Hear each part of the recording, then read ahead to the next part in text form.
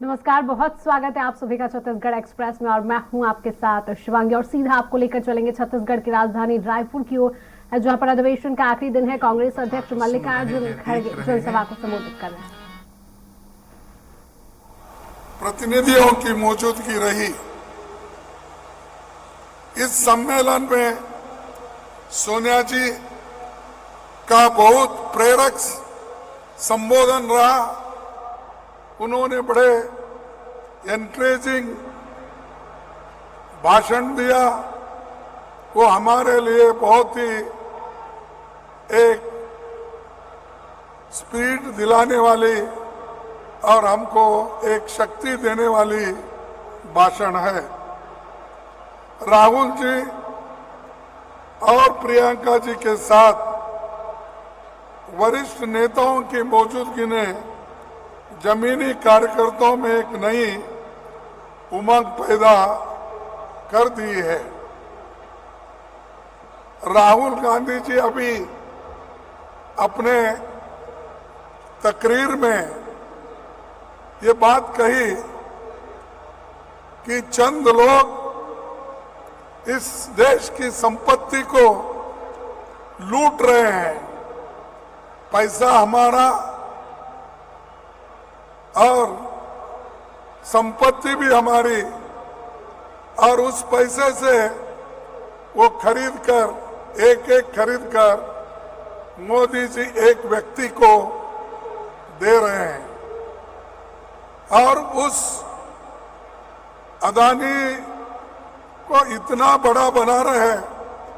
वो एक व्यक्ति आज हाथी के जैसा मोटा बन गया है और किसी और व्यापारियों को इतना मदद सरकार ने नहीं किया जितना अदानी को किया।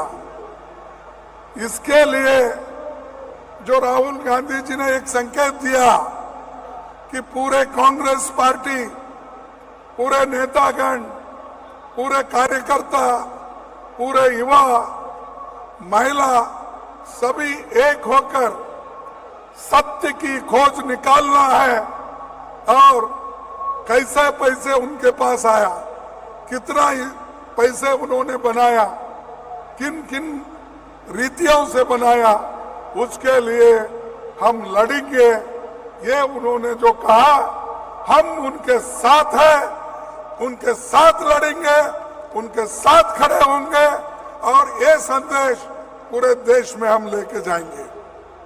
जैसा कि भारत जोड़ो यात्रा के लिए हम सभी ने एक होकर कन्याकुमारी से कश्मीर तक उसको यशस्वी बनाया, और वो राहुल जी की मेहनत भी थी और लोग भी उनको जुड़ते गए और सारी चीजें उन्होंने बताई।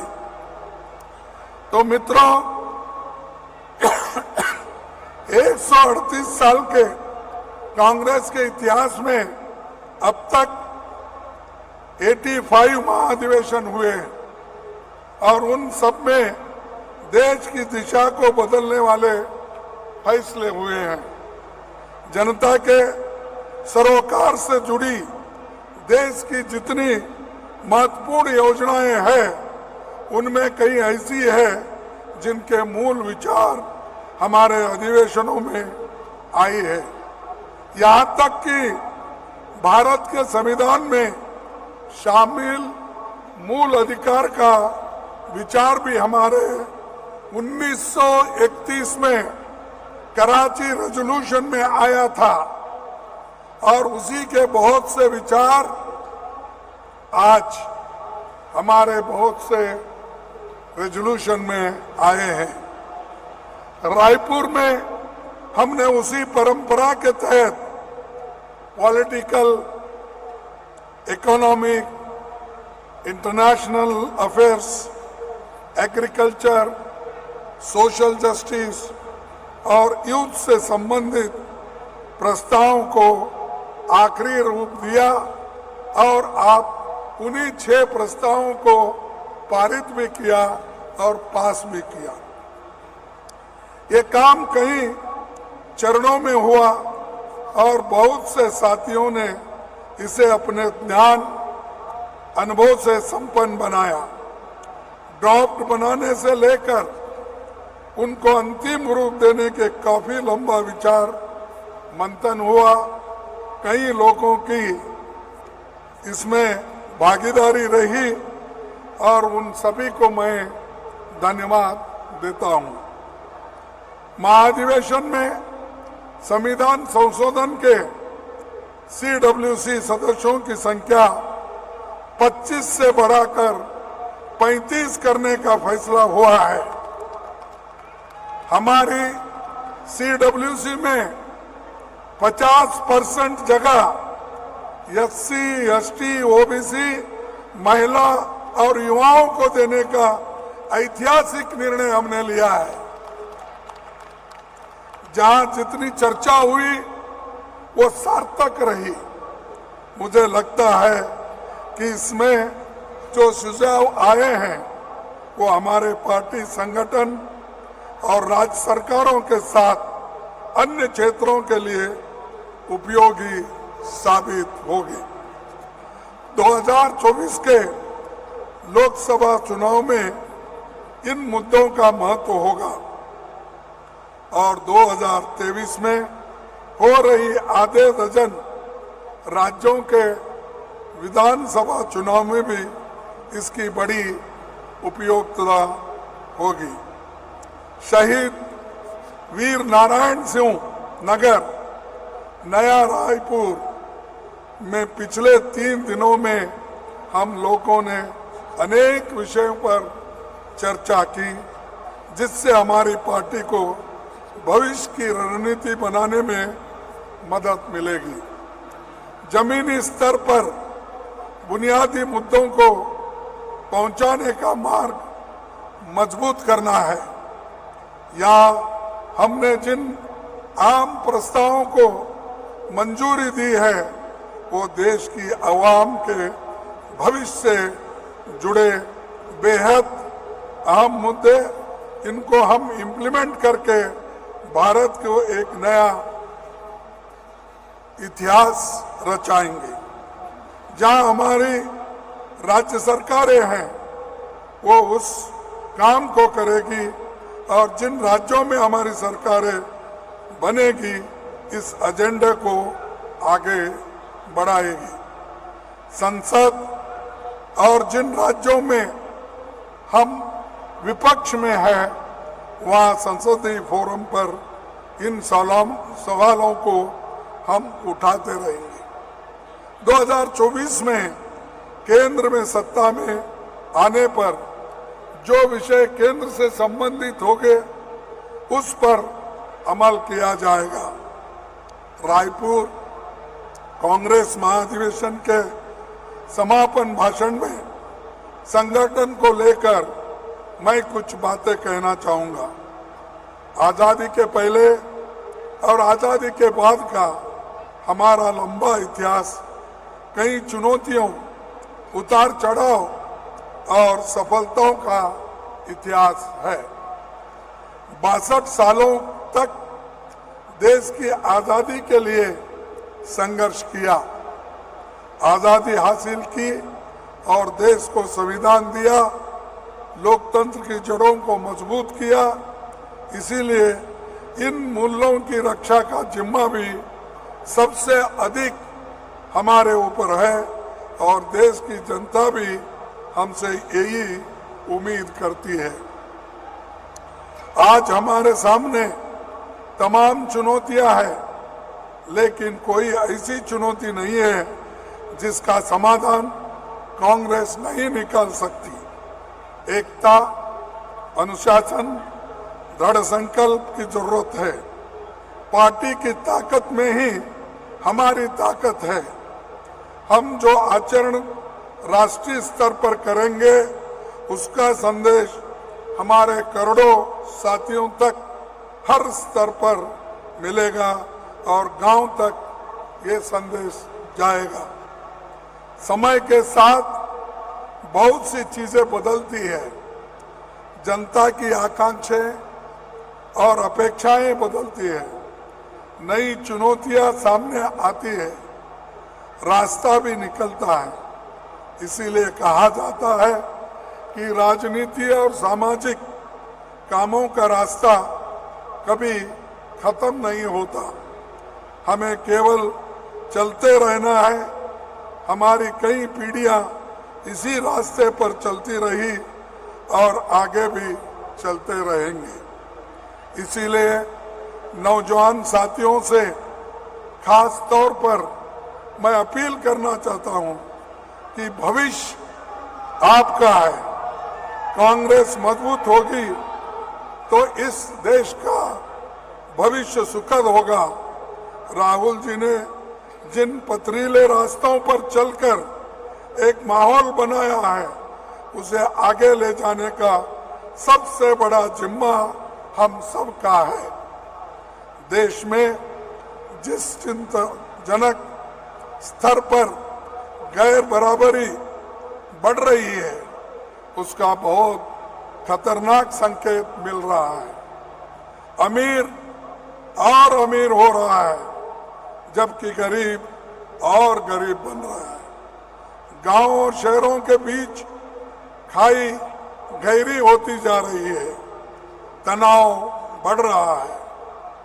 इसमें हमें अपने एजेंडे में लेना है, गरीबों के साथ खड़े रहना है।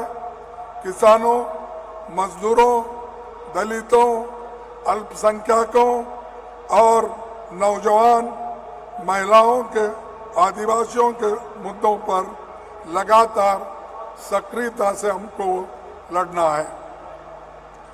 बेरोजगारी और महंगाई के खिलाफ अपनी मुहिम को लगातार अपने एजेंडे में रखना है और नफरत फैलाने वाली विचारधारा के खिलाफ मजबूती से मुकाबला हमको करना है। और सबसे बड़े चुनौती डॉक्टर बाबा साहेब अम्बेडकर रचित संविधान और लोकतंत्र को बचाने का और उसका सुरक्षा करने का हम सबकी जिम्मेदारी है। साथियों, कांग्रेस का मतलब है देशभक्ति, त्याग और बलिदान।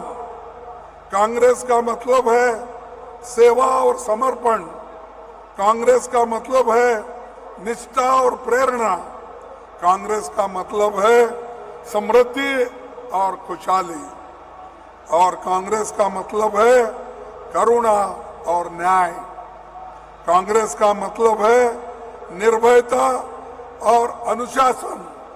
और कांग्रेस का मतलब है भारतीयता।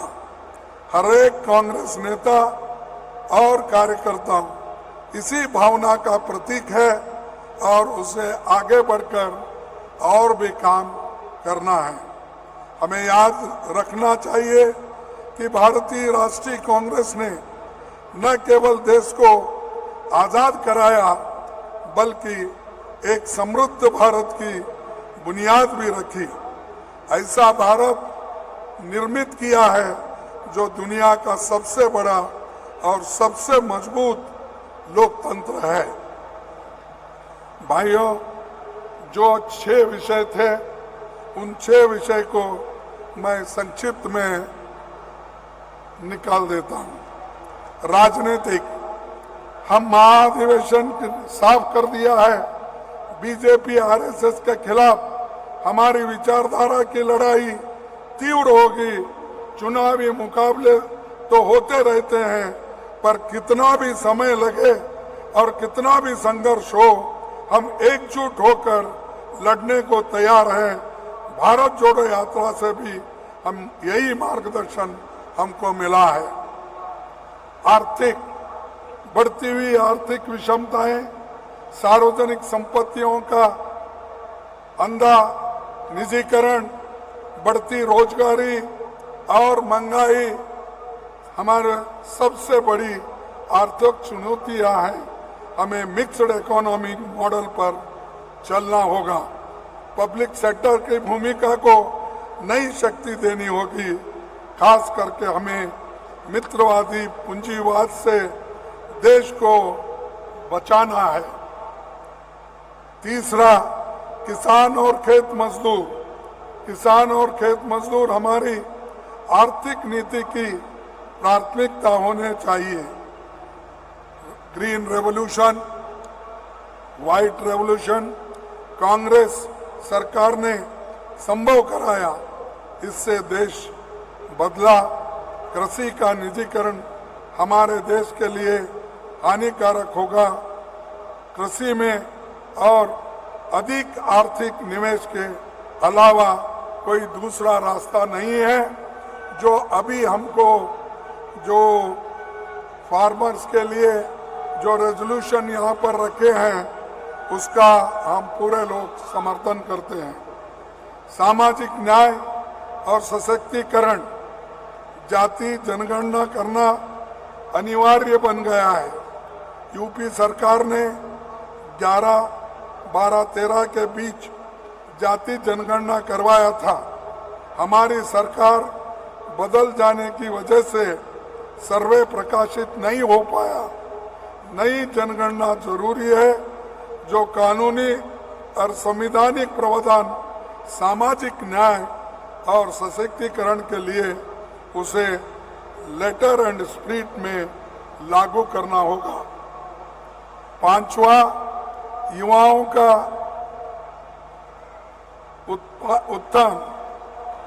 उत्थान। इसमें हम एनईपी असल में नागपुर एजुकेशन पॉलिसी है, आरएसएस की पॉलिसी है। हम इसके बिल्कुल खिलाफ है। ये हमारे देश और समाज को और पीछे लेके जाएगा।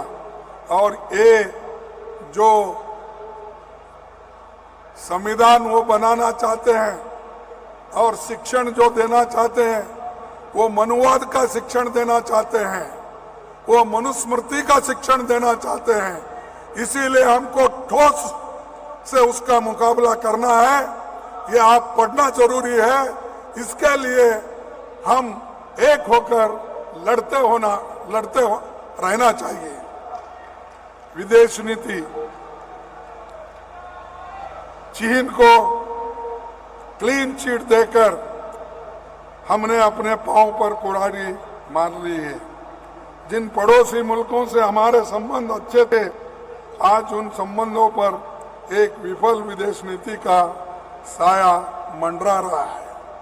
ये चीन के बारे में कुछ बातें हमारे नेता राहुल गांधी जी रखे, उसका रिएक्शन भी उधर से आ गया कि वो हम कोई देशभक्त नहीं, हम देशद्रोही है, वही देशभक्त है।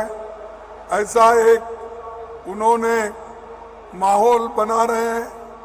और वो जो हम चीजें उनको पूछ रहे हैं, भाई हमारे जमीन पे उनका आक्रमण हुआ है, हमारे जमीन पे वो पुल बांध रहे हैं, हमारे जमीन पे वो घर बांध रहे हैं, वो आए कैसा, ये हम ये पूछ रहे हैं।